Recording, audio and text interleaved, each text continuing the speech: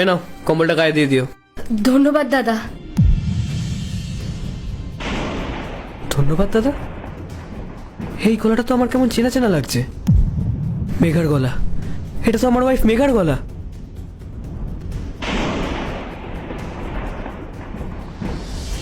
আরে, এটা তো মেঘাই। মেঘা এখনো বেঁচে আছে?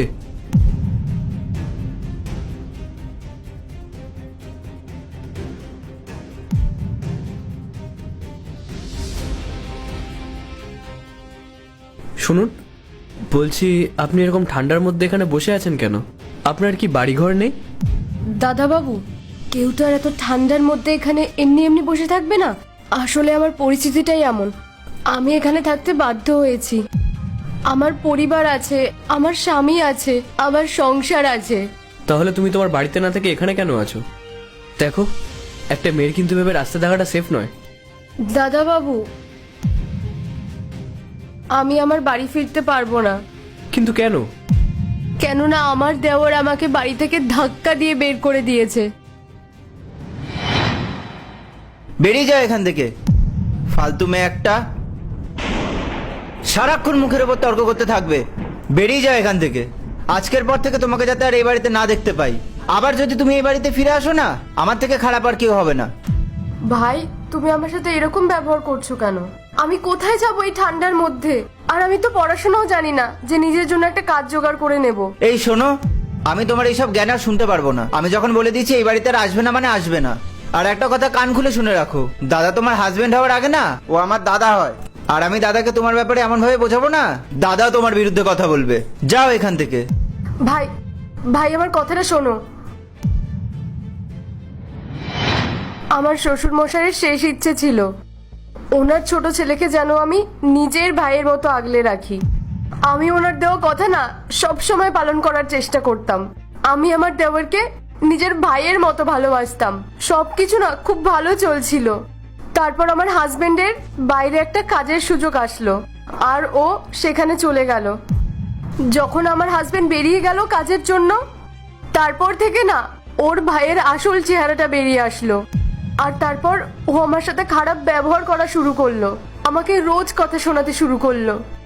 আর আমার যত গয়নাগাটি ছিল সব ও নিয়ে নিল। এমনকি ও আমার ফোনটাও ছিনিয়ে নেয়, যাতে আমি আমার স্বামীর সাথে কোনো যোগাযোগই না রাখতে পারি। আর তারপর একদিন আমাকে বাড়ি থেকেই বের করে দিল। জানেন দাদা, আমার হাজবেন্ড এটাও জানে না যে আমি কোথায় আছি, বেঁচে আছি কিনা, সুস্থ আছি কিনা। ও কিচ্ছু জানে না। জানেন দাদা বাবু, আমার দেওর আমার সাথে এত কিছু কেন করেছে? ও নাকি একটা মেয়েকে ভালোবাসতো, আর ওর সেই গার্লফ্রেন্ডটা চাইতো আমার আর আমার হাজবেন্ডের নামে যত প্রপার্টি আছে সব যেন ওদের হয়ে যায়। তারপর ওই মেয়েটার কথা শুনে ও আমাকে বাড়ি থেকেই ধাক্কা দিয়ে বের করে দিল। আর এখন এই রাস্তাটাই আমার ঠিকানা। আর বাকি রইল খাওয়া দাওয়া, যে আমাকে যখন যা দিয়ে যায় আমি তাই খাই। আর যদি না দেয় তাহলে আমি খালি পেটেই থাকি। আমার না মাঝে মাঝে খুব ভয় লাগে এখানে থাকতে, কিন্তু কি করব বলুন? আমার হাজবেন্ড হয়তো এত কিছু জানে না। জানেন দাদা, এরকম অনেক সময় হয়েছে যে 4-5 দিন ধরে আমি সেরকম কিছু খেতে পাইনি। আমি না আশেপাশে অনেক জায়গায় কাজের খোঁজ করেছি, কিন্তু কেউ আমাকে কাজ দেয়নি।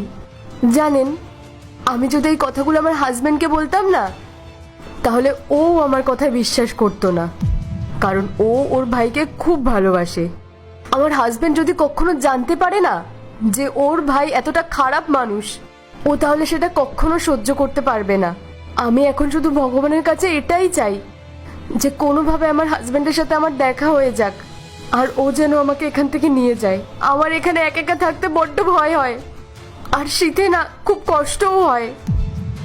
আমি যদি এখানে এভাবে আর কিছুদিন থাকি, তাহলে আমি আর বেশি দিন বাঁচবো না দাদা বাবু।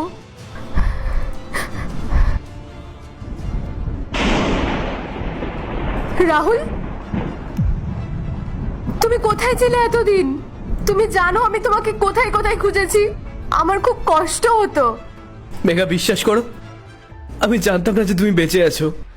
ভাই আমাকে বলেছিল যে তুমি আর এই পৃথিবীতে নেই। ও আমাকে মিথ্যে কথা বললো। আমি ওকে কতটা ভালোবাসতাম, কত বিশ্বাস করতাম আমি ওকে। আরো ও আমার সাথে বিশ্বাসঘাতকতা করলো। আরো আরো তোমার সাথে এরকম ব্যবহার করলো, তোমার সাথেও এরকম করলো, তোমাকে বাড়ি থেকে বার করে দিল। আরে ওর যদি টাকা লাগতো ও আমাকে বলতে পারতো, আমি দিতাম ওকে টাকা। কিন্তু তার জন্য ও তোমার এটা কি অবস্থা করেছে। আমি ওকে ছাড়বো না। এবার আমি বাড়ি গিয়ে ওকে বাড়ি থেকেই বার করে দেবো। তুমি আর ভয় পেও না, আমি আছি তো তোমার পাশে। তুমি চলো আমার সাথে।